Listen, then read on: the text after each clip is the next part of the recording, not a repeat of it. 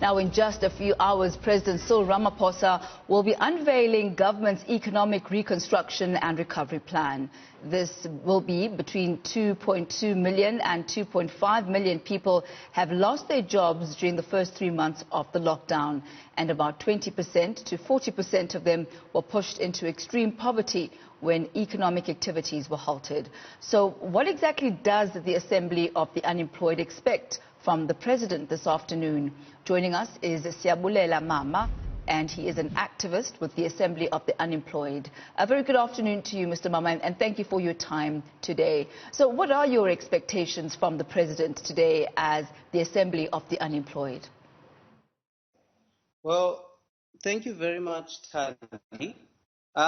First, the Assembly of the Unemployed is expecting that the government and Cyril Ramaphosa will extend the basic income grant. They will introduce a basic income grant and a living basic income grant that will cover the basic needs of people beyond this 350, which it must. So for us, our aim is 12,500.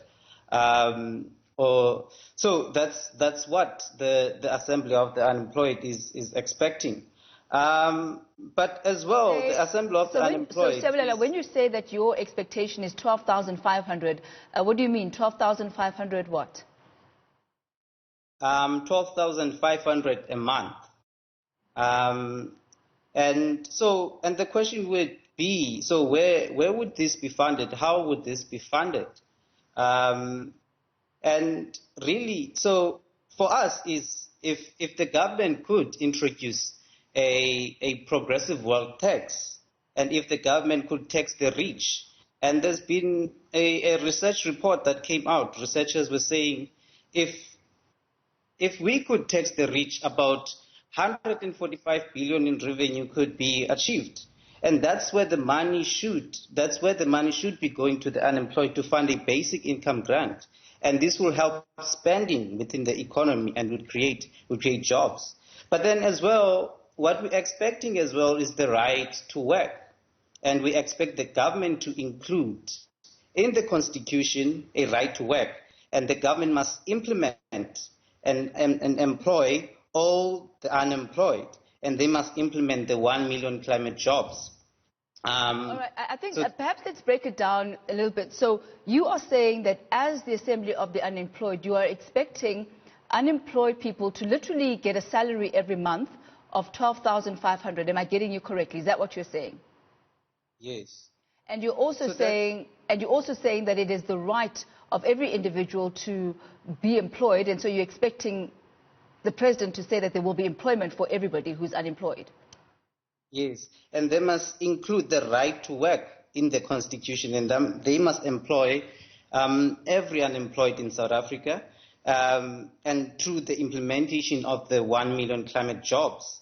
And also other thing that we're expecting is the stop that the government won't unbundle Eskom, because that means privatization. But what we're expecting the government to say, and Cyril Ramaphosa to actually say, is that Eskom should be a fully renewable energy utility. So they must convert Eskom into a renewable energy utility, publicly owned. So another thing that the Assembly of the Unemployed is saying is the corruption should stop, and the profit shifting should also stop. Because, the IDC's research report find that, look, about 300 billion has been lost through profit shifting. And that's the money that could be used to create employment.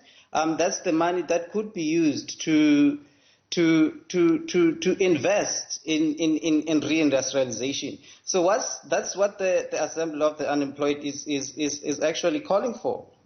That is what you're calling for, and that is what you are hoping for. But do you think that is what you are going to get today? Do you think that your demands are realistic and doable in the current economic climate that we're in? 12,500 Rand minimum a month for every single unemployed person. Would that also give you incentive to actually go out and seek work? So what's happening right now is, look, you have the PIC one, who the PIC is investing in MTN, they're investing in Lonmin, they're investing. So we're saying the PIC, and this is money of the unemployed.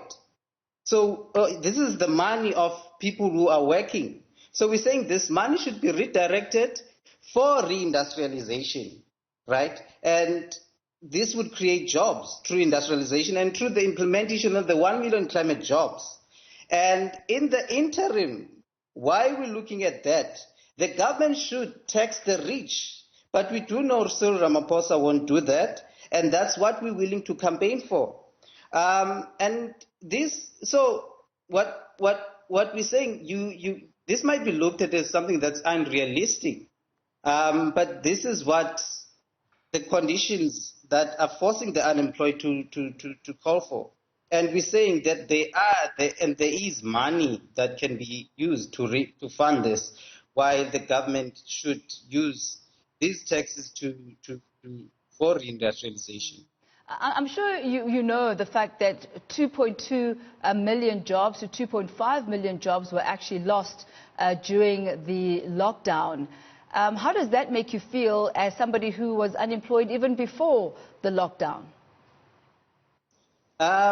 It says something about the structure of the economy. And it says, so government talks about creating skills and reskilling. But the 3 million workers who lost their jobs are highly skilled workers. So this is something that we should also look at as the problem of the economy.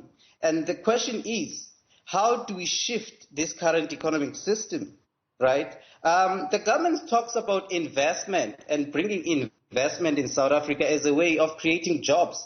But in reality, this is investment that is concentrated on the financial sector, right? And then it's concentrated on the mining sector.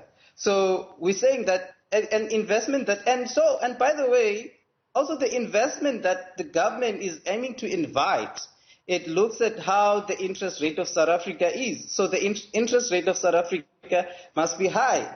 And this affects again on the working class and the unemployed. So what we're actually saying is that the issue now, and we're not against investment, but the issue now is investment should focus on reindustrialization so that employment could be created. That's what we're saying, and as the unemployed. And this reindustrialization should focus on the issue of the 1 million climate jobs, which is renewable energy, and the creation of renewable energy is one of them. I mean, we understand that there are no quick fix solutions here, but what are the opportunities that have been missed as far as addressing the unemployed? What is it that you believe government is not hearing about the unemployed that should be put in place in order to change your economic situation? So one, the opportunity that the government has been missing and is missing is the creation of a basic income grant. And this basic income grant that I'm talking about is a living basic income grant, is a living wage. But another thing that the government has been missing is the creation of the 1 million climate jobs. The issues that communities are talking about, the issues of agroecology, which are alternatives that the government should talk to. Community-owned renewable energy. And as our communities, such as communities of KwaZulu, are implementing this through a community-owned renewable energy. So these are sort of, things that can be achieved in the short term, because people, through cooperatives, can create their own energies and their own food through agroecology and the ownership of their food systems. Siyabulela, thank you very much for your time. That's Siyabulela Mama there from the unemployed, or rather the Assembly of the Unemployed, saying they hope that the president will give them a 12,500 rand per month as an unemployment grant that will be put forward, a reconfiguration of ESCOM and renewable energy, among other things.